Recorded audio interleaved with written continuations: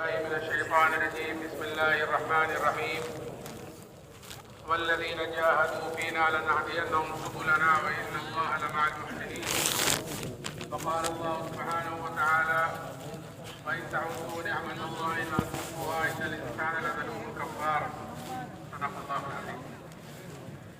بیٹھ جائے بھائی، جو بھائی جہاں کھڑا ہوا ہے وہیں پر بیٹھ جائے. بہت قیمتی وقت ہے، آج جمعہ کا مبارک دن ہے، عصر کے بعد کا وقت ہے، عصر کے بعد کا وقت بہت قیمتی ہے.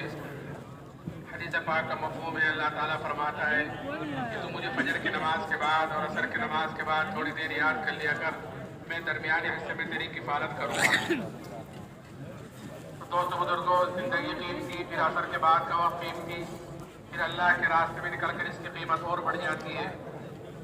کہ اللہ کے راستے کی ایک صبح اور ایک شام دنیا میں جو کچھ ہے ان سب سے بہتر ہے. لیکن دوستو بزرگوں، یہ وقت جب بہتر بنے گا جب ہم اس وقت کو بہتر بنائیں گے،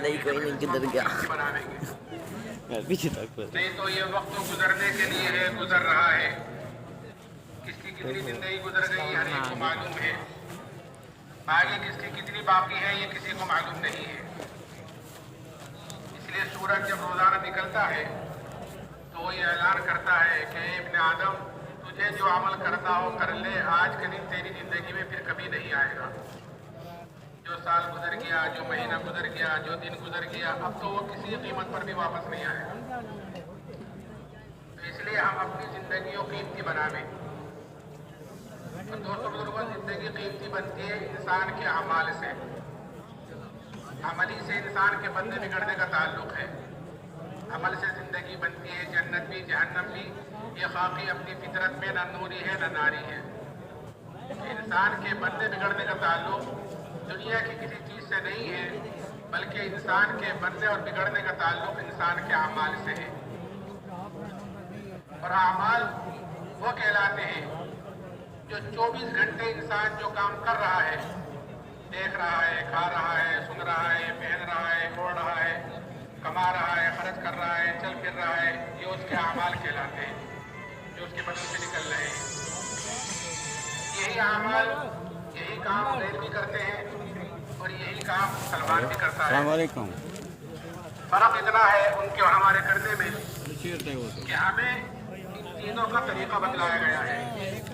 لقد کان لکم فی رسول اللہ اسوۃ حسنہ، کہ تمہارے لیے زندگی گزارنے کا بہترین نمونہ، بہترین ہماری پیارے نبی کی زندگی ہے. کہ ہمارا اوڑھنا، بچھونا، چلنا، پھرنا، کمانا، خرچ کرنا، شادی بیاہ، جتنی زندگی اس طریقے کے مطابق ہوگی، یعنی جس کے جتنے اعمال اس طریقے کے مطابق ہوں گے تو اللہ کیا اس کی قدر و قیمت ہوگی، اللہ کیا اس کی حیثیت ہوگی. اسی لیے حضور صلی اللہ علیہ وسلم نے اپنے صحابہ کو اعمال کی طرف رغبت دلائی، اعمال کا شوق پیدا کرایا اور اعمال کی قدر و قیمت اندر اتاری اور مثالیں دے کر آپ نے سمجھایا تاکہ ہم جہاں ہو، جس حالت میں بھی ہو، کما رہے ہوں، خرچ کر رہے ہوں، دنیا کے کسی بھی شعبے میں ہوں، ہم یہ نکل رہے دیکھیں کہ میرے بدن سے نکلنے والے اعمال کیسے نکل رہے ہیں. اس لیے آپ نے مثالیں دے کر اپنے صحابہ کو سمجھایا تاکہ عملوں کی طرف سے فکر مند ہو اور اعمال صحیح کرے، کہ عملی پر انسان کا دار و مدار ہے. آپ نے ایک مرتبہ مثال دے کر پوچھا کہ جانتے ہو تمہاری مثال، تمہارے مال کی، اعمال کی، اہل و عیال کی مثال کیا ہے؟ پھر آپ نے فرمایا کہ اس کی مثال ایسی سمجھو جیسے ایک آدمی کے 3 بھائی ہوں اور اس آدمی کے اوپر موت کا وقت قریب آوے تو ان تینوں بھائیوں میں سے ایک بھائی کو بلا کر یہ پوچھے کہ بھائی تم دیکھ رہے ہو میرے اوپر کیا مصیبت آ رہی ہے، دنیا سے میں جا رہا ہوں، آخرت کا سفر تیار ہے، اس مصیبت کی گھڑی میں تم میری کیا مدد کرو گے؟ وہ کہتا ہے کہ بھائی میں تیرے ساتھ ہوں، جب تک تو دنیا میں موجود ہے تیرے ساتھ رہوں گا، تیری تیمارداری کروں گا، تیری خدمت کروں گا، اور جب تیرا انتقال ہو جائے گا تو تجھے نہلاؤں گا، کفناؤں گا، دفناؤں گا، اور تیرے مرنے کے بعد لوگوں میں تیرا ذکر خیر کروں گا، تیری تعریفیں کروں گا. آپ نے فرمایا یہ بھائی اس کے اہل و عیال ہیں، اس کے گھر والے ہیں. اب دیکھو کہ جب آدمی کا انتقال ہو جاتا ہے تو گھر والے کچھ دن روتے ہیں، تعریفیں کرتے ہیں، صفات بیان کرتے ہیں، اور کچھ دنوں کے بعد پھر بھول جاتے ہیں، پھر آدمی کو یاد دلانا پڑتا ہے، ایک چچا بھی تھے، ایک تایا بھی تھے. پھر دوسرے بھائی کو بلا کر یہی پوچھتا ہے کہ بھائی اس مصیبت کی گھڑی میں تم میری کیا مدد کرو گے؟ وہ کہتا ہے کہ بھائی میرا تیرا واسطہ تو زندگی تک کا ہے، جب تک تیری سانیں چل رہی ہیں اس وقت تک تجھے مجھ سے جتنا نفع اٹھانا ہے، فائدہ اٹھانا ہے، اٹھا لے. کہ جب تیرا انتقال ہو جائے گا تو تو دوسری طرف جائے گا، میں دوسری طرف جاؤں گا، میرا راستہ الگ ہوگا، تیرا راستہ الگ ہو جائے گا. آپ نے فرمایا یہ بھائی اس کا مال ہے جو یہی ساتھ چھوڑ دے گا. دیکھو آپ کوئی چیز انسان کے ساتھ نہیں جاتی، اگر انگوٹھی پہن رکھی اور انگوٹھی نہیں نکلتی تو اس کو بھی کاٹ کر نکال لیتے ہیں. کفن بھی اس لیے پہنا نہیں جاتا ہے کہ یہ انسان اشرف المخلوقات ہے، اس کی بے حرمتی نہ ہو جاوے، اس کی بے پردگی نہ ہو جاوے، نہیں تو قبر میں جا کر وہ بھی سلگڑ کر ختم ہو جائے گا. کہ کل قیامت کے دن ہر آدمی اپنی قبر سے ننگا اٹھے گا، جس طرح دنیا میں ننگا آیا تھا ایسے ہی ہر آدمی اپنی قبر سے ننگا اٹھے گا. آپ نے فرمایا یہ اس کا مال ہے جو یہی ساتھ چھوڑے گا. تیسرے بھائی کو بلا کر یہی پوچھتا ہے تو وہ کہتا ہے کہ بھائی میں تیرے ساتھ ہوں، جب تک تو دنیا میں موجود ہے تیرے ساتھ رہوں گا. جب تیرا انتقال ہو جائے گا اور تو قبر میں پہنچے گا اور منکر نکیر تجھ سے سوال کریں گے تو ان کے سوالوں کا جواب میں دوں گا تیرے طرف سے. اور جب کر کو تیرے نام اعمال تلیں گے تو تیرے نام اعمال کی ترازو میں بیٹھ جاؤں گا اور خوب کوشش کروں گا اس کو وزنی کرنے کی، اس کو بھاری کرنے کی، اس کو جھکانے کی، اور میں تیرے ساتھ رہوں گا یہاں تک کہ تجھ کو جنت میں داخل کرا دوں. آپ نے فرمایا یہ بھائی اس کے اعمال ہے. پھر آپ نے پوچھا بتلاؤ کون سا بھائی کارآمد ہوا؟ صحابہ نے عرض کیا رسول اللہ پہلے تو بیکاری ثابت ہوئی جو یہی ساتھ چھوڑ دیں گے، کام آنے والا تو یہی ہے جو آخر تک ساتھ نبھائے گا. اس لیے دوستو بزرگوں ہمیں سب سے پہلے اپنے عملوں کی طرف سے فکر مند ہونا ہے کہ ہمارے بدن سے نکلنے والے اعمال کیسے ہیں، اور اعمال کا دار و مدار انسان کے یقین کے ساتھ ہے. جیسے اس کے اندر کا یقین ہوگا بدن سے نکلنے والے اعمال اس کے اعتبار سے ہوں گے. اگر اندر یقین بنا ہوا ہوگا اللہ سے ہونے کا، نبی پاک علیہ السلام کے پاک طریقے پر چلنے کا، کامیابی کا یقین بنا ہوا ہوگا تو بدن سے نکلنے والے اعمال اس کے اعتبار سے ہوں گے. اور اگر یقین خدا نخواستہ بگڑا ہوا ہوگا، غیر سے اسباب سے ہونے کا یقین، غیر سے ہونے کا یقین ہوگا تو پھر بدن سے نکلنے والے اعمال اس کے اعتبار سے ہوں گے. تو بنیادی طور پر ہمیں سب سے پہلے اپنے ایمان پر محنت کرنی ہے، اپنے یقین پر محنت کرنی ہے کہ ہمارے بدن کا، ہمارے اندر کا یقین بدل جاوے، ہمارے ایمان میں مضبوطی پیدا ہو جاوے کہ یہ ایمان، کہ یہ اللہ نے ہمیں سب سے بڑی نعمت مرحمت فرمائی ہے. اللہ تعالیٰ ہمیں اس ایمان کی قدر کرنے کی توفیق نصیب فرمائے. یہ سب سے بڑی، اس لیے کہ نعمتیں تو اللہ تعالیٰ کی بے شمار ہے، انعامات اللہ تعالیٰ کے بے شمار ہیں. کتنے انعامات ہیں کہ قرآن تو یہ کہتا ہے کہ اگر تم اللہ کی نعمتوں کو گننا چاہو، شمار کرنا چاہو تو تم اللہ کی نعمتوں کو گن نہیں سکتے، شمار نہیں کر سکتے. اتنے انعامات اللہ تعالیٰ کے ہمارے اوپر، قدم قدم پر، سانس سانس پر اللہ تعالیٰ کی نعمتیں بارش کی طرح ہمارے اوپر اتر رہی ہیں. اور ایسی ایسی نعمتیں دوستوں بزرگوں، اللہ کی ایک نعمت بڑی نعمت ہوتی ہے لیکن ہمارا دھیان ادھر نہیں جاتا کہ یہ بھی اللہ کی نعمت میں تو کوئی نعمت نہیں ہے. اس لیے کہ نعمت کی قدر آدمی کو جب ہوتی ہے جب وہ چیز ہاتھ سے نکل جاتی ہے. جب تک کوئی چیز آدمی کے ہاتھ میں ہوتی ہے اس کی قدر و قیمت کا اندازہ نہیں ہوتا، ہے دیے. لیکن جب چلی جاتی ہے ہاتھ سے، کہ جب اس کی نعمت، جب قدر کا پتہ چلتا ہے کہ میں نے کتنی بڑی نعمت ہاتھ سے کھوئی ہے. کوئی آدمی آنکھوں سے معذور ہو جائے تو پتہ چلے کہ آنکھ کتنی بڑی نعمت، صحت خراب رہنے لگے تو پتہ چلے صحت کتنی بڑی نعمت. اس لیے حضور اعظم صلی اللہ علیہ وسلم نے فرمایا کہ 5 چیزوں کی قدر کرو، 5 چیزوں سے پہلے. اس میں پوری زندگی آ گئی، پوری زندگی آ گئی کہ 5 چیزوں کی قدر کرو، 5 چیزوں سے پہلے. کہ جوانی کی قدر کرو بڑھاپے سے پہلے. جوانی کی قدر، جوانی کی عبادت، جوانی کے بعد اللہ کیا مقبول ہے، اللہ کیا اس کی قدر و قیمت ہے. کیوں؟ اس لیے کہ اس میں عادات بھی قوی ہوتے ہیں، آدمی کے اندر خواہشوں کا بھی زور ہوتا ہے، اور خواہشوں کو قربان کر کر یہ آدمی اپنی جوانی اللہ کی عبادت میں، اس کے دین میں، اس کے راستے پر اپنی جوانی لگاتا ہے تو ایسی جوانی کی عبادت اللہ کیا قبول ہوتی ہے. اور اسی لیے کل عرش کے سائے میں ایک وہ جوان بھی ہوگا جو جوانی میں اللہ کی عبادت کرتا ہوگا. اور مالداری کی قدر کرو تنگ دستی سے پہلے. اللہ نے مال دیا ہے کہ صدقہ کریں، خیرات کریں، یتیموں پر، مسکینوں پر، بیواؤں پر اللہ کے راستے میں خرچ کریں۔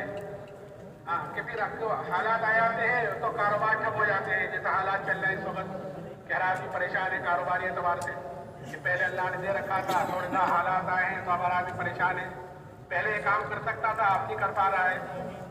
مالداری کی قدر تنگ دستی سے پہلے اور خالی اوقات کی قدر کرو مشغولی سے پہلے۔ خالی اوقات کی قدر کیا ہے؟ مثال کے طور پر اللہ کے راستے میں ہم لوگ نکلتے ہیں چلے 4 مہینے کے لیے، یہاں تو ماشاءاللہ 7 مہینے کی 4 سال کی بھی جماعتیں ہوتی ہیں۔ تو ایک حدیث پاک کا مفہوم ہے کہ جو آدمی 40 دن اخلاص کے ساتھ ایسی طرح نماز پڑھے کہ اس کی تکبیر اولیٰ فوت نہیں ہوتی، جب امام نے اللہ اکبر کہا اسی وقت یہ بھی نماز میں شامل ہو گیا کہ 40 دن اخلاص کے ساتھ ایسی طرح نماز پڑھے کہ اس کی تکبیر اولیٰ فوت نہ ہو، تو اللہ کی طرف سے 2 بڑے پروانے اس کو ملتے ہیں۔ بڑے پروانے، ایک جہنم سے چھٹکارے کا اور دوسرا نقاب سے بری ہونے کا۔ یہ 2 بڑے پروانے اس کو ملتے ہیں جو 40 دن اخلاص کے ساتھ ایسی طرح نماز پڑھے کہ اس کی تکبیر اولیٰ فوت نہ ہو۔ تو اس حدیث پر عمل کرنے کا اللہ کے راستے میں نکل کر بہترین موقع ہوتا ہے۔ کہ میں نے مثال کے طور پر جیسے کہا نا خالی اوقات کی قدر مشغولی سے پہلے میں نے مثال کے طور پر کہا کہ ہم نے وقت کو فارغ کیا ہے، نہ گھر ہے، نہ کاروبار ہے، نہ بیوی بچے ہیں، نہ دوست احباب ہیں، نہ کسی کی خوشی میں جانا، نہ کسی کی غمی میں جانا، کہ ہر وقت مسجد ہی میں رہنا ہے، گشتوں کے لیے، ملاقاتوں کے لیے گئے، پھر مسجد میں کھانا پینا، سونا اٹھنا بیٹھنا۔ اس حدیث پر عمل کرنے کا یہ بہترین موقع ہے، خالی اوقات ہم نے وقت کو فارغ کیا ہے۔ اگر اس حدیث پر یہاں عمل نہ ہوا تو گھر جا کر اس حدیث پر عمل کرنا مشکل ہو جائے گا کہ وہاں مشغولی کا وقت ہو گیا، گھر ہے، کاروبار ہے، بیوی بچے ہیں، کسی کی خوشی میں جانا ہے، کسی کی میت میں جانا ہے، کہ اگر عمل کرنا بھی چاہے 36 دن تک پڑھتا رہا، ایک دن چھوٹ گئی کہ اس فضیلے سے تو محروم ہو گیا۔ تو خالی اوقات کی قدر کرو مشغولی سے پہلے اور زندگی کی قدر کرو کہ موت سے پہلے۔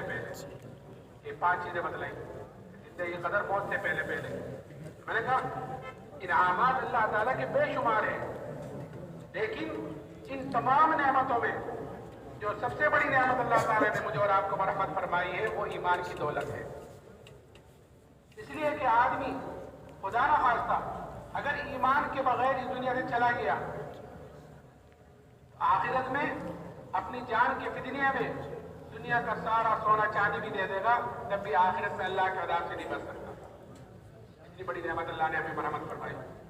لیکن دوستو بزرگوں، جو چیز آدمی کو بغیر محنت کے، بغیر مجاہدے کے، بغیر قربانی کے ملتی ہے، آدمی کے اندر اس کی قدر و قیمت کم ہوتی ہے بنسبت اس کے جو چیز آدمی محنت کر حاصل کرتا ہے۔ جس چیز پر آدمی کا جان مال وقت لگتا ہے، جس چیز کے لیے آدمی قربانی دیتا ہے، تو اس کی قدر و قیمت آدمی کے اندر ہوتی ہے۔ ایمان ہمیں وراثت میں مل گیا ہے، تو اس لیے ہمارے اندر اس ایمان کی قدر و قیمت کم ہے۔ خاندان مسلمان، دادا باپ مسلمان، ہم مسلمان گھر میں پیدا ہوئے، الحمدللہ ہم بھی مسلمان۔ اس لیے حضور حضرت صلی اللہ علیہ وسلم نے اس ایمان کی اور ایمان والے کی قدر و قیمت بتلائی، تاکہ ہم جہاں ہوں ایمان کی طرف سے سب سے پہلے فکر مند ہوں۔ کیا قدر بتلائی؟ کہ یہ قدر بتلائی کہ جب تک ایک بھی ایمان والا اس دنیا میں موجود رہے گا کہ اللہ تعالیٰ اس ساتھ زمین آسمان کے نظام کو باقی رکھے گا ایک ایمان والے کی وجہ سے۔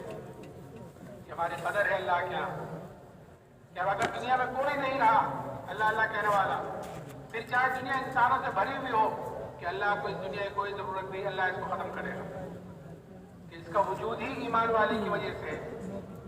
یہ قدر بتلائی اور قیمت کیا بتلائی کہ اگر رائے کے دانے کے برابر ایمان کو بچا کر لے گئے تو اللہ تعالیٰ اس دنیا سے 10 گنی بڑی جنت مرحمت فرمائے گا۔ اب جس کا ایمان جتنا اونچا ہوگا، جس کا ایمان جتنا اعلیٰ ہوگا، کہ کل قیامت کے دن اس کی اتنی بڑی جنت ہوگی۔ تو یہ اجتماعات کا ہونا اور یہ چلے 4 مہینے میں نکلنا یہ اسی لیے ہے تاکہ ہمارے اندر اپنے ایمان کی کمزوری کا ہمارے اندر احساس پیدا ہو، اپنے دین کی کمزوری کا احساس پیدا ہو۔ کہ آدمی کے اندر جب کسی چیز کا کمزوری کا احساس پیدا ہو جاتا ہے، جب کسی چیز کا احساس پیدا ہو جاتا ہے تو کسی کو کہنے سننے کی ضرورت نہیں ہوتی، آدمی خود ہی اس کی فکر میں لگتا ہے۔ کسی کو جیسے ہمارے اندر دنیا کمانے کا ایک احساس ہے، دنیا کے نفع کا، دنیا کا نقصان کا ایک احساس ہے، تو کسی کو کہنے سننے کی ضرورت نہیں ہوگی کہ کل آپ نے دکان نہیں کھولی تھی تو آج تو کھول لیجیے، کل کام پر نہیں گئے تھے تو آج تو چلے جائیے۔ یہ اگر بیمار بھی ہوگا تب بھی فکر میں ہوگا کسی طرح اچھا ہو جاؤ اور جلدی سے ڈیوٹی پر پہنچ جاؤ، دکان کھولوں۔ ایک احساس ہے، اللہ کرے یہ احساس ہمارا دین کے اعتبار سے ہو جائے، یہ احساس ہمارے اندر ایمان پہ اعتبار ایمان کی ہو جائے۔ حضور حضرت صلی اللہ علیہ وسلم نے اپنے صحابہ کے اندر اس ایمان کو بھرا تھا، اس ایمان کی قدر و قیمت کو اتارا تھا۔ اس لیے صحابہ نے اس ایمان کے لیے ہر تکلیف کو، ہر مصیبت کو، ہر پریشانی کو برداشت کیا، اور جو چیز ایمان کے مقابلے پر آئی ہے اس کو بھی قربان کیا ہے۔ کیونکہ آدمی کے اندر جب کسی چیز کی قدر و قیمت اتر جاتی ہے تو آدمی اس کے لیے اپنی ساری چیز جھونک دیتا ہے، اپنی جان، اپنا مال، اپنا وقت، اور اس کے لیے ہر طرح کی قربانی دینے کے لیے تیار ہو جاتا ہے جس کی قدر و قیمت آدمی کے اندر اتر جاتی ہے۔ صحابہ کے اندر یہ ایمان کی قدر و قیمت ایسی اتری ہوئی تھی کہ بڑی بڑی تکلیفیں، بڑی بڑی مصیبتیں کہ وہ آئی ہیں اور ان کو برداشت کیا ہے۔ ایسی ایسی مصیبتیں ہیں کہ ہم تو سوچ بھی نہیں سکتے کہ اگر ہم اپنے ایمان کو صحابہ کے ایمان کے مقابلے میں رکھ کے دیکھیں تو ابھی ہمیں پتہ چلے کہ ہم ایمان کے اعتبار سے کتنے کمزور ہیں۔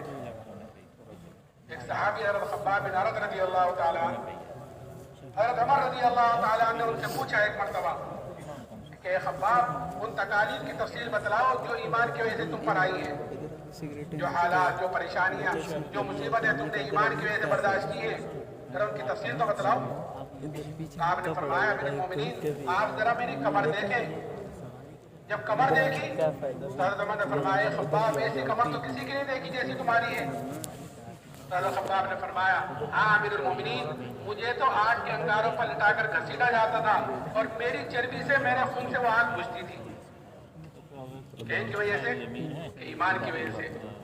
ایک عورت کے غلام تھے، جب اس کو یہ پتا چلا کہ جناب رسول اللہ صلی اللہ علیہ وسلم سے ملتے ہیں تو سریے کو گرم کر کر اس سے ان کے بدن کو داغ دیتی تھی۔ کیسے چلے تکالیف کو برداشت کرنا آسان ہوا۔ اور پھر اتنا ہی نہیں، جب فتوحات کا دروازہ کھلا، اس لیے کہ مومن کی علامت بتلائی گئی ہے کہ مومن جو کام کرتا ہے، نماز پڑھی ہے، روزہ رکھا ہے، اللہ کے راستے میں نکلے ہیں، اللہ کے راستے میں نکل کر لوگوں کی کڑوی کسیلی برداشت کی ہے، سردی گرمی برسات برداشت کی ہے، بھوک آگے پیچھے، آرام آگے پیچھے کیا ہے، قربانی دی ہے، کہ مومن جو عمل کرتا ہے کہ وہ اس کا بدلہ دنیا میں نہیں چاہتا۔ وہ ایمان والا نیک عمل کا بدلہ دنیا میں نہیں چاہتا، اس لیے کہ اس کو پتا ہے کہ آج جو ملے گا وہ وقتی ملے گا اور تھوڑا ملے گا، آخرت کے اعتبار سے تھوڑا، اور وقتی کے موت تک۔ اور آخرت میں جو ملے گا کہ وہ دنیا سے بہت زیادہ ملے گا اور ہمیشہ کے لیے ملے گا۔ تو مومن اپنے نیک عمل کا بدلہ دنیا میں نہیں چاہتا، اور جو بھی کام کرتا ہے، جو بھی نیک عمل کرتا ہے کہ وہ صرف اور صرف اپنے اللہ کو راضی کرنے کے لیے کرتا ہے۔ کوئی دیکھ رہا ہے، نہیں دیکھ رہا ہے، کوئی خوش ہے، نہیں خوش ہے، کہ اس کی پرواہ اس کو نہیں ہے کہ میرا اللہ مجھ سے راضی ہو جائے، وہ جس طرح راضی ہوگا اس طرح میں عمل کرنے کو تیار ہوں۔ اس لیے حضور حضرت صلی اللہ علیہ وسلم نے حضرت ابو ذر رضی اللہ تعالیٰ عنہ سے فرمایا تھا کہ ابو ذر اللہ کے معاملے میں کسی ملامت کرنے والے کی ملامت کی پرواہ نہ کرنا۔ میں شادی ایسے کروں گا تو خاندان کیا کہے گا، میں اس طرح زندگی نہ گزاروں گا تو خاندان کیا کہے گا، کہ نہیں مجھے دیکھنا ہے جیسے میں نے کہا شروع میں لقد کان لکم فی رسول اللہ اسوۃ حسنہ، کہ تمہارے لیے زندگی گزارنے کا بہترین نمونہ کہ جیسے نبی کی زندگی ہے۔ آپ نے ہر موقع کی دعا، ہر موقع کی طریقہ بتلایا ہے، کہیں گنجائش نہیں انگلی رکھنے کی کہ اس کا طریقہ میں دین میں نہیں مل پایا۔ مومن جو عمل کرتا ہے کہ وہ اپنے اللہ کو راضی کرنے کے لیے کرتا ہے، کسی کی ملامت کی پرواہ نہیں کرتا، کوئی کچھ کہتا رہے۔ ایک مرتبہ حضرت جی مولانا انعام الحسن صاحب رحمۃ اللہ علیہ انگلینڈ کے سفر پر تھے، تو لندن میں ایئرپورٹ پر جماعت سے نماز پڑھنے لگے، جماعت سے نماز ہونے لگی، تو وہاں کے لوگوں نے کہا کہ حضرت آپ یہاں جماعت سے نماز پڑھ رہے ہیں، یہاں کے لوگ ذرا اچھا نہیں سمجھتے اس کو، یہاں کے لوگ کیا کہیں گے؟ حضرت نے فرمایا کہ پڑھتے ہیں تو یہاں کے لوگ کیا کہیں گے، اور اگر نہیں پڑھیں گے تو اللہ کیا کہے گا، اس کو بھی تو جواب دینا ہے۔ اللہ کے معاملے میں کسی ملامت کرنے والے کی ملامت کی پرواہ نہیں کرتا۔ میں نے تو جو ایمان والا جو عمل کرتا ہے وہ اپنے اللہ کو راضی کرنے کے لیے، اور جو عمل کرتا ہے اس کا بدلہ وہ دنیا میں نہیں چاہتا، آخرت میں چاہتا ہے۔ اسی لیے جب فتوحات کا دروازہ کھلا تو सहाबा इकराम रज़ी अल्लाह अन्हुम अजमाइन इस पर रोया करते थे कि कहीं हमारी तकलीफ़ों का, हमारी मुशक्क़तों का बदला कहीं हमें दुनिया ही में तो नहीं मिल रहा है, दुनिया ही में तो नहीं मर रहे हैं। ये हज़रत खब्बाब जब फुतुहात का दरवाज़ा खुला तो ये जुमला उस वक़्त ये फरमाया कि तकालीफ का बदला कहीं दुनिया में तो नहीं मिल रहा है। तो कैसी कुर्बानी, और फिर कुर्बानी भी कि ईमान के मुकाबले पर जो चीज़ आई है कि बादशाहत आई है तो बादशाहत को कुर्बान किया, माल आया है तो माल को कुर्बान किया, कि हर चीज़ को कुर्बान करने को तैयार। ये किस्से हम दोस्तों बुजुर्गों सुनते रहते हैं तालीम के हलकों में बैठकर, लेकिन सुनना सुनाना असल नहीं है, बल्कि सुनना सुनाना तो इसलिए है ताकि ये चीज़ अंदर उतरेगी तो अमल की तौफीक होगी, आज अंदर उतरती है तो फिर अमल की तौफीक होती है। एक सहाबी हज़रत अब्दुल्लाह इब्न हुज़ाफ़ा रज़ी अल्लाह तआला अन्हु, उनको रूम की फौज ने कैद किया और कैद कर कर उनको बादशाह के सामने लाए। बादशाह ने उनके ऊपर नसरानियत को पेश किया कि तुम नसरानी हो जाओ, तुम्हें आधी बादशाह तुमको दे दूंगा, आधी सल्तनत में तुमको दे दूंगा। वो सहाबी उन्होंने सोचा होगा कि ये बादशाह मुझे कामिल ईमान छोड़ने पर आधी बादशाह देने को तैयार है, और मुझसे मेरे नबी ने क्या कहा कि अगर राय के दाने के बराबर ईमान को बचा कर ले गए तो अल्लाह ताला इस दुनिया से 10 गुनी बड़ी जन्नत बरामद फरमाएगा। कहीं दूर दूर तक भी मुकाबला नहीं, कहा आधी बादशाह पूरे ईमान छोड़ने पर, और कहा राय के दाने के बराबर ईमान को बचाने पर कि 10 गुनी बड़ी जन्नत। तो उसी वक्त जवाब दिया आधी बादशाह नहीं, अगर पूरी बादशाह दे, और पूरी भी नहीं, अरब की जितनी बादशाह दे सबकी सब दे, तब भी मैं पलक झपकने के बराबर ईमान को छोड़ने को तैयार नहीं हूँ। कुर्बानी ईमान के मुकाबले पर आई है कि कुर्बानी दी है। और फिर इतना ही नहीं, इधर नहीं मानते तो छोड़ दिया कि चले जाओ अपने घर, नहीं, फिर दूसरी चीज धमकी। धमकी तो क्या, असल तो दोस्तों बुजुर्गों हालात आते हैं अल्लाह की तरफ से, पर ये देखने के लिए आते हैं कि ये अपने ईमान में कितना मजबूत है। अलिफ लाम मीम हसिबन्नास अन युतरकू अन यक़ूलू आमन्ना वहुम ला यफ्तनून। कुरान पूछता है कि तुम ये गुमान करते हो कि तुम ये कह दो कि तुम हम तो ईमान वाले हैं तो तुम आजमाई नहीं जाओगे? नहीं, आजमाइश आती है अल्लाह की तरफ से, ये देखने के लिए कि ये अपने ईमान में कितना मजबूत है। हालात आते हैं तो जो ईमान वाला होता है वो हालात का मुकाबला हालात से नहीं करता, बल्कि हालात का मुकाबला अमाल से, तौबा इस्तिग़फ़ार से, अल्लाह की तरफ रुजू करने से करता है।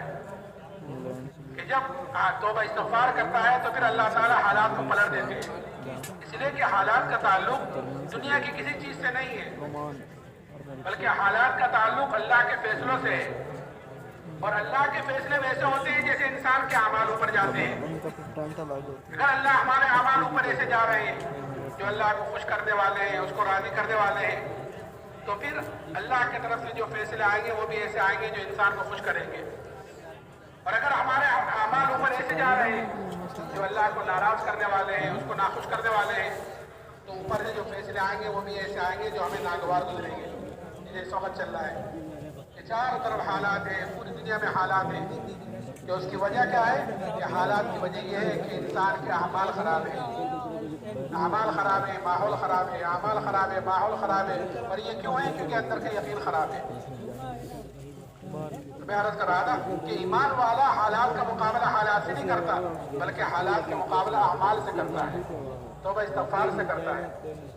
एक मरतबा हज़रत उमर रज़ी अल्लाह तआला अन्हु के ज़माने में कहत शादी हुई, कहत पड़ा, और ऐसा कहत पड़ा कि जानवर तक हलाक होने शुरू हो गए। हज़रत उमर ने शाम से और मिस्र से इधर उधर गल्ले मंगाए, गल्ले आए आकर ख़त्म हो गए, लेकिन कहत शादी ख़त्म नहीं हुई। एक सहाबी ने बकरी ज़िबा की तो उस बकरी के अंदर से न खून निकला न गोश्त निकला, खाली हड्डी हड्डी निकली। ऐसा कहत वो सहाबी रोते हुए सो गए। ख्वाब में ज़ियारत की जनाब रसूलुल्लाह सल्लल्लाहु अलैहि वसल्लम की। आपने फरमाया उमर को मेरा सलाम कहना और ये कहना कि तू तो बड़ा अक्लमंद था, तुझे क्या हुआ? ये सहाबी उठे, उठकर हज़रत उमर की खिदमत में गए और जाकर अपने ख्वाब का तज़किरा किया, अपना किस्सा सुनाया। हज़रत उमर ने फौरन मशवरे वालों को जमा किया। मशवरे में खैर होती है कि जो आदमी दीन का, दुनिया का कोई भी काम मशवरे से करता है वो नामुराद नहीं रहता। मशवरे में खैर होती है। फौरन मशवरे वालों को کو جمع کیا اور مشورے والے کو جمع کرنے کے بعد یہ خواب سنایا۔ مشورے میں یہ بات آئی کہ امیر المومنین جہاں سے بارش رکی ہے ہم اسی کی طرف رجوع کیوں نہیں کرتے؟ ہم غلے منگا رہے ہیں شام سے، مصر سے، ادھر ادھر سے، اور قحط سالی تو اللہ کی طرف سے آئی ہے کہ ہاں یہ چوک ہو رہی ہے۔ فوراً مدینے سے باہر گئے اور ابھی توبہ استغفاری کر رہے تھے کہ اسی وقت بارش شروع ہو گئی، کہ جب تک حالات کا مقابلہ حالات سے ہو رہا تھا کہ وہ بجائے حالات ختم ہونے کے اور پڑھ رہے تھے، کہ جب حالات کا مقابلہ کہ توبہ استغفار سے کیا اللہ تعالیٰ نے حالات پلٹ دیے۔ آج بھی دوستو بزرگوں جو اس وقت چاروں طرف حالات ہیں، ان کا واحد علاج یہی ہے کہ ہر آدمی اللہ کی طرف توبہ استغفار کرنے والا بنے، ہر آدمی اللہ کی طرف رجوع کرنے والا بنے، ہر آدمی پوری امت کی طرف سے اللہ سے معافی مانگے، ٹھیک ہے؟ اس کام کو چھوڑنے میں، اپنے مقصد زندگی کو چھوڑنے میں پوری امت بے وقت گنہگار ہے۔ کہ ہم جس مقصد کے لیے ہمیں پیدا کیا گیا تھا، جس مقصد کے لیے ہم دنیا میں آئے تھے، کہ ہم نے اس مقصد کو بھلا دیا ہے۔ ہاں کہ اللہ نے ہمیں مقصد کے لیے پیدا کیا تھا۔ افحسبتم انما خلقناکم عبثا وانکم الینا لا ترجعون، یہ گمان کرتے ہو کہ تم کو یہی بیکار پیدا کیا گیا ہے؟ کہ نہیں، بیکار نہیں پیدا کیا گیا، ہمیں تو اللہ نے اپنے لیے پیدا کیا تھا، عبادت کے لیے پیدا کیا تھا۔ ما خلقت الجن والانس الا لیعبدون، کہ میں نے انسانوں اور جناتوں کو اپنی عبادت کے لیے پیدا کیا۔ تو عبادت خالی نماز پڑھنا نہیں ہے، عبادت خالی روزہ رکھنا نہیں ہے۔ آج یہ تصور خالی نماز پڑھنے تک رہ گئی، عبادت کر رہے ہیں اللہ کی، کہ نہیں، عبادت تو ہر وہ عمل عبادت اور دین بنے گا جو عمل ہمارا نبی کے طریقے کے مطابق ہوگا۔ جو چیز ہماری نبی کے طریقے کے مطابق ہوگی وہ چیز ہماری عبادت بنے گی، دین بنے گی۔ اور جو چیز ہماری نبی کے طریقے سے ہٹی بھی ہوگی، وہ چاہے کتنی بڑی سے بڑی چیز ہو، کہ اگر نبی کے طریقے سے ہٹ کر ہے تو وہ عبادت نہیں رہتی۔ نماز آدمی پڑھ رہا ہے، لیکن نماز کتنی اونچی عبادت ہے کہ آدمی سب سے زیادہ قریب ہوتا ہے اللہ کے سجدے میں، سجدے کے حالت میں اللہ کے سب سے زیادہ قریب ہوتا ہے۔ اتنی بڑی عبادت کہ اللہ نے سارے احکامات تو دنیا میں اتارے، اور جب نماز دینے کا ارادہ فرمایا تو اللہ نے اپنے پاس بلا کر نماز دی۔ اور نماز اتنی اونچی عبادت، صحابہ فرماتے ہیں ہمیں کبھی اتنی خوشی نہیں ہوئی جتنی نماز کے آنے پر ہوئی، کہ ابھی ہمارا کوئی مسئلہ اٹکے گا، 2 رکعت پڑھ کر اللہ سے اپنے مسائل کو حل کرائیں گے۔ اتنی اونچی عبادت۔ لیکن اگر وہ نماز، اگر وہ بھی نبی کے طریقے کے مطابق نہ ہوئی تو وہ نماز پرانے کپڑے کی طرح لپیٹ کر نمازی کے منہ پر واپس مار دی جاتی ہے۔ آپ نے ایک صحابی کو 3 مرتبہ واپس فرمایا کہ جاؤ نماز پڑھو، تم نے نماز نہیں پڑھی، کیونکہ حکم ہے صلو کما رأیتمونی اصلی، یہ خالی نماز کے لیے نہیں ہے، پوری زندگی کے لیے ہے، کہ زندگی ایسے گزارو جیسے مجھے دیکھا ہے گزارتے ہوئے۔ آپ نے پھر اپنے بعد نمونے تیار کیے ہیں صحابہ کرام رضی اللہ عنہ اجمعین کی شکل میں، کہ جو بھی ایک صحابی کی بھی اقتدا کرے گا کہ وہ ہدایت کو پا جائے گا، یہ فرمایا نبی نے ان کو لیا، جو بھی ایک کی بھی اقتدا کرے گا وہ ہدایت کو پا جائے گا۔ یہ نمونے بنائے، نمونہ نبی تھے، نبی نے اپنے سامنے نمونے بنائے پھر صحابہ کو، یہ فرمایا صلو کما رأیتمونی اصلی، کہ نماز ایسے پڑھو جیسے نماز مجھے پڑھتا دیکھ رہے ہو۔ حدیث پاک کا مفہوم ہے کہ وہ نماز جس کا وضو، رکوع، سجدہ اچھی طرح نہ کیا گیا ہو، کیا مطلب اچھی طرح نہ، یعنی نبی کے طریقے کے مطابق نہ ہو، تو وہ نماز پرانے کپڑے کی طرح لپیٹ کر نمازی کے منہ پر واپس مار دی جاتی ہے۔ اور پھر اتنا ہی نہیں، وہ نماز بددعا دیتی بھی جاتی ہے کہ جیسا تو نے مجھے ضائع اور برباد کیا، اللہ تجھے بھی ایسا ضائع اور برباد کرے۔ تو جو نماز ہمارے لیے رحمتوں کا، ہمارے لیے برکتوں کا، ہمارے حالات کو صحیح کرانے کا، جو نماز ہمارے لیے دروازہ لے کر آئی تھی، کہ وہی نماز ہمارے لیے بددعا لے دی جاتی ہے، پھر ہمارے مسائل کہاں سے آتے ہیں؟ اور یہ کیوں ہے؟ کیونکہ نماز سے کامیابی کا یقین اندر سے نکل گیا، کیونکہ ایمان کمزور ہے۔ جیسے میں نے کہا آدمی کو جو چیز چلاتی ہے اعمال کے اعتبار سے، کہ وہ اس کو اس کے اندر کی طاقت چلاتی ہے۔ آدمی اپنے اندر کی طاقت سے چلتا ہے باعتبار اعمال کے، جیسے اندر کی طاقت ہوگی بدن سے نکلنے والے اعمال ویسے ہوں گے۔ اگر اندر یقین بنا ہوا ہوگا تو بدن سے نکلنے والے اعمال اس کے اعتبار سے ہوں گے۔ اللہ سے ہونے کا یقین ہوگا تو سب سے پہلے آدمی اسباب کو اختیار کرنے سے پہلے اعمال کو اختیار کرے گا۔ بیماری آئی ہے تو سب سے پہلے صدقہ دے گا، ڈاکٹر کے یہاں بعد میں جائے گا۔ کوئی پریشانی، کوئی حالات آئی ہے، نماز پہلے پڑھے گا، پھر اس کے بعد دوسرا قدم اٹھائے گا۔ ہم نے ایک صحابی سے کہا کہ پہلے کہ میں بحرین جانا چاہتا ہوں تجارت کے لیے، آپ نے فرمایا پہلے 2 رکعت نماز پڑھ لو۔ حضور اقدس صلی اللہ علیہ وسلم نے اپنے صحابہ کو اعمال پر ڈالا تھا کہ پہلے اللہ سے مانگو، پہلے اللہ کی طرف رجوع کرو، پھر اسباب اختیار کرو۔ تو میں عرض کر رہا تھا کہ مسلمان حالات کا مقابلہ حالات سے نہیں کرتا، بلکہ حالات کا مقابلہ اعمال سے کرتا ہے۔ تو دوسری چیز دھمکی دی ان صحابی کو کہ بادشاہ نے دیگ منگائی، دیگ منگا کر اس کے اندر پانی کھولایا، اور پانی جب کھول گیا تو بادشاہ نے قیدیوں کو بلا کر ان کے سامنے اس میں ڈلوایا۔ یہ آ رہے، یہ حالات آ رہے ہیں۔ فلامی محاسب الناس میں یہ طرف کو یہ بلوا بندہ لا یفترون، اس کے اندر قیدیوں کو ڈالا گیا، اور پھر یہ کہا گیا کہ یہ تو ایمان سے پھر جاؤ، نہیں تو تمہیں بھی اس میں ڈالا جائے گا۔ اور صحابی کہنے لگے جو تجھ سے ہو سکے وہ تو کر دے۔ بادشاہ نے حکم دیا کہ ان کو اس میں ڈال دو۔ جب لے جانے لگے تو وہ صحابی رونے لگے۔ اس کی اطلاع کی گئی بادشاہ کو کہ وہ تو رو رہے ہیں۔ بادشاہ نے بلایا، پھر ان کے اوپر نصرانی کو پیش کیا۔ وہ کہنے لگے کہ میں نے ایک مرتبہ تجھ سے کہہ دیا تھا کہ تجھ سے جو ہو سکے وہ تو کر لے۔ اچھا پھر رو کیوں رہے تھے؟ میں تو اس لیے رو رہا تھا کہ میرے بدن کے اندر ایک جان ہے، وہ جان اس دیگ میں ڈالی جائے گی، ختم ہو جائے گی۔ میں تو اس لیے رو رہا تھا کاش میرے روئے میں جان ہوتی، میرے بدن کے اندر 100 جانیں ہوتی، اور وہ ساری کی ساری جانیں آج اس دیگ میں ڈالی جاتی، اور وہ ساری کی ساری جانیں میں اللہ کے نام پر قربان کرتا۔ ایک جان کا کیا قربان کرتا؟ ایک جان کیا قربان کرتا؟ کل قیامت کے دن جب اللہ پوچھتا ہے عبداللہ دنیا سے کیا لایا، تو میں کہتا ہے اللہ جتنی تو نے مجھے جانیں دی تھی سب تیرے نام پر قربان کر کر آیا۔ تو دوستو بزرگوں، یہ جذبہ بنتا ہے دعوت سے کہ جب آدمی اپنے دین کو لے کر حرکت میں ہوتا ہے اور اپنے اللہ کی بڑائی کو بولتا ہے، اپنے اللہ کی بڑائی کو سنتا ہے، تو اس کا یقین اندر اترتا ہے، تو پھر یقین اندر اترتا ہے تو پھر جان مال اس کے نام پر لگانے کا اندر جذبہ پیدا ہوتا ہے۔ اور جان مال کیا وہی اسی کا ہے، ان اللہ اشتری من المؤمنین انفسهم واموالهم بان لهم الجنہ، کہ اس نے تو جنت کے بدلے میں انسانوں کا جان و مال خرید لیا ہے۔ یہ تو اس کا احسان ہے کہ اس نے ہمیں دوبارہ دے دیا ہے کہ استعمال کر کے رہو۔ لیکن اب جان مال اسی کے نام پڑھنے لگے، اسی کے کام پڑھنے لگے، باقی ہر چیز پر لگے، تو یہ کتنا بڑا ظلم ہے۔ اس لیے دوستو بزرگوں ہمیں، اور یہ ساری چیز ہے اندر کی کمزوری کی وجہ سے، اس لیے بنیادی چیز جو ہے ہر آدمی کے لیے، ہر مسلمان کے لیے، وہ اپنے اندر کے یقین کو بدلنا ہے۔ اندر کا یقین بدلے گا دعوت سے، کہ جب دعوت دے گا تو پھر اندر کا یقین بدلے گا، پھر آدمی کو فکر ہوگی ہر وقت، یہ اپنے ایمان کی طرف سے 24 گھنٹے فکر مند رہے گا۔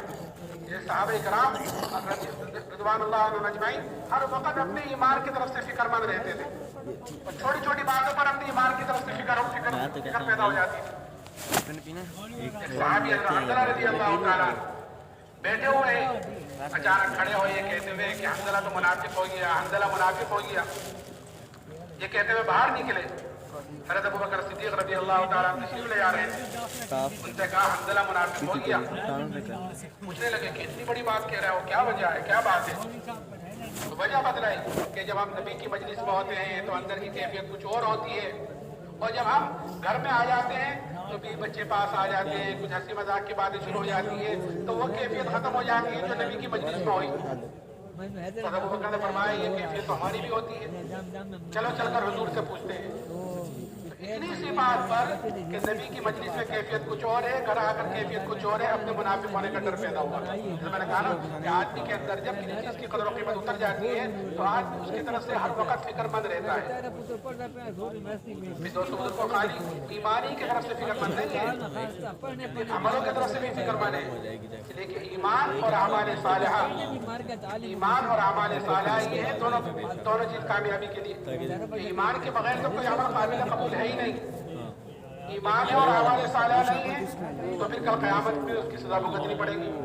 یا اللہ غفور الرحیم ہے، وہ معاف کر دے تو پھر اسے کون پوچھنے والا ہے؟ اس لیے صحابہ کرام رضی اللہ عنہم اجمعین اپنے ایمان کے ساتھ ساتھ اپنے عملوں کی طرف سے بھی فکر مند رہتے تھے، اور جس طرح ایمان کے لیے قربانیاں دی ہے اور ایمان کے لیے تکالیف برداشت کی ہے، اسی طرح اعمال کی طرف سے بھی قربانیاں دی ہے۔ کیسے قربانی دی ہے؟ ایک صحابی حضرت ابو طلحہ رضی اللہ تعالیٰ اپنے باغ میں نماز پڑھ رہے تھے، گنجان باغ، بھرا ہوا باغ، اس میں نماز پڑھ رہے تھے۔ اچانک ایک پرندہ اندر گھسا اور گھومنے لگا، نماز پڑھتے پڑھتے اس پر نگاہ پڑ گئی اور نگاہ اس کے ساتھ گھومنے لگی۔ تھوڑی دیر میں خیال آیا کہ میں تو نماز پڑھ رہا تھا، جب یہ خیال آیا کہ نماز پڑھ رہا تھا تو یہ بھول گئے کہ کتنی رکعتیں ہوئیں، 2 ہوئیں کہ 3 ہوئیں، یہ بھول گئے۔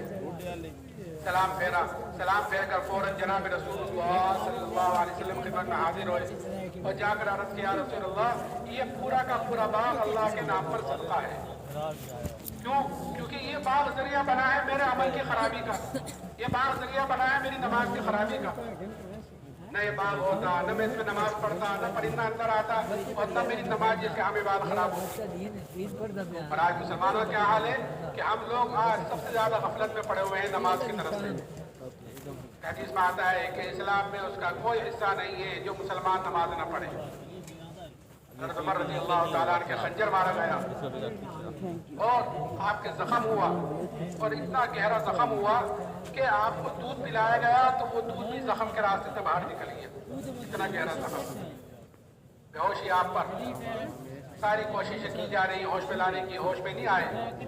تو ایک صحابی نے کہا امیر المومنین کو نماز کے ذریعے سے ہوش میں لاؤ، تو کان میں کہا امیر المومنین الصلاۃ الصلاۃ۔ آپ نے آنکھ کھولی اور اس وقت یہ جملہ فرمایا کہ ہاں جو مومن نماز نہ پڑھے، جو مسلمان کے اسلام میں اس کا کوئی حصہ نہیں۔ نماز میں غفلت کی وجہ سے ہے کہ اندر کی یقین کی خرابی کی وجہ سے۔ اس لیے دوستو بزرگوں، دعوت کے ذریعے سے ہمیں اپنے اندر کے یقین کو بدلنا ہے۔ اور دوسری چیز ہماری غفلت، کہ جیسے یقین خراب ہے تو یقین کی خرابی کی وجہ سے غفلت بھی اندر کو بھری ہوئی ہے کہ ہر وقت آدمی ہر جگہ غافل ہے اللہ سے، اس کے احکامات سے، نبی کے طریقے سے۔ اور یہ غفلت کیوں ہے؟ کیونکہ ہم نے اللہ کے ذکر کو چھوڑ رکھا ہے۔ اپنے اندر کے غفلت کو ختم کرنا ہے اللہ کے ذکر کے ساتھ۔ ہمارے بڑے 3 تسبیح صبح کو، 3 تسبیح شام کو دھیان سے جی لگا کر پڑھنے کے لیے کہتے ہیں۔ ایک تسبیح تیسرے کلمے کی، ایک درود شریف کی، ایک استغفار کی، یہ 3 تسبیح صبح کو، 3 تسبیح شام کو باوضو ہو کر قبلے کی طرف منہ کر کر۔ لیکن اللہ کا ذکر اگر غفلت سے بھی لوگے تو بھی نفع سے تو خالی ہے ہی نہیں، کہ ثواب اس پر مل ہی جائے گا، لیکن غفلت اپنی جگہ باقی رہے گی اور اثرانہ ختم کر دیا غفلت کو۔ اس لیے دھیان سے جی لگا کر قبلے کی طرف منہ کر جتنا اللہ کا ذکر کریں گے اتنی اندر کی غفلت ٹوٹے گی، اندر کی غفلت ٹوٹے گی، اللہ کا دھیان آئے گا تو ہر عمل میں اللہ کا دھیان آئے گا۔ آج تو ہماری نمازیں پوری ہو جاتی ہیں اللہ کے دھیان کے بغیر۔ کوئی کھیتوں میں گھوم رہا ہے، کوئی کاروبار میں گھوم رہا ہے، کوئی تجارت میں گھوم رہا ہے، کوئی کہیں گھوم رہا ہے، کوئی کہیں گھوم رہا ہے کہ نماز پوری ہو جاتی ہے۔ غفلت والی نماز ہے، غفلت والی دعائیں ہیں، غفلت والی عبادتیں ہیں۔ ہاں، اس لیے ہمیں اللہ کا ذکر کرنا ہے تاکہ اندر کی غفلت ختم ہو۔ کریں گے انشاءاللہ۔ تھوڑا سا وقت باقی رہ گیا، آج جمعہ کا مبارک دن بھی ہے، عصر کے بعد کا وقت ہے، جیسے میں نے شروع میں کہا بڑا قیمتی وقت ہے۔ عصر کے بعد جمعے کے دن ایک گھڑی ہے، اس کی ہوتی ہے، دعا قبول ہوتی ہے۔ اس لیے پورا کا بڑا مسئلہ ہے کہ متوجہ ہو، اپنے لیے بھی اور پوری امت کے لیے بھی ہدایت کی دعائیں کریں، ہدایت کی دعا کریں اور اللہ سے توبہ استغفار کریں۔ اللہ تعالیٰ کے رسول عمل کرنے کی توفیق نصیب فرمائے۔ دعا کرو بھائی، آ جاؤ ادھر۔